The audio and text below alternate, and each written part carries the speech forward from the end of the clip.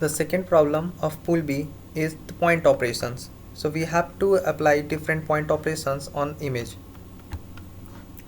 So here it is my Visual Studio Code. So in this basically I am reading the image using the imread function. Then I'm doing the negatives of the image as I'm traversing throughout the matrix of the image and just subtracting it from the higher value, so that 255 becomes 0 and 0 becomes 255 and the intermediate value gets swapped negatively. And then power law transformation, here I am taking the asking the value of C and then asking the value of gamma, and corresponding to it I am changing the values of the pixel.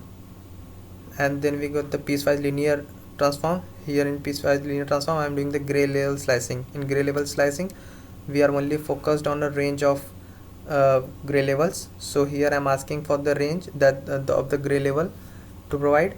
And then based on the I am doing two different kind of operation. First, other than diminishing the value of the gray value outer from the range, another one is diminishing other.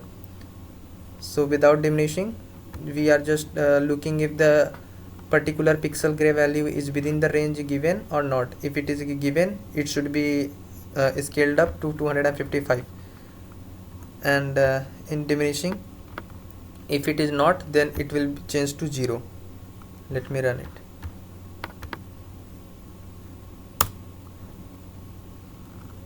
So here in power law transformation it is asking for the value of C. Let me give the value of C be 1 and the gamma be 4.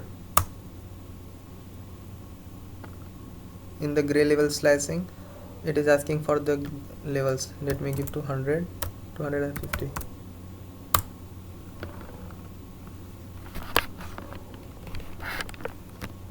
So these are the images that I am getting.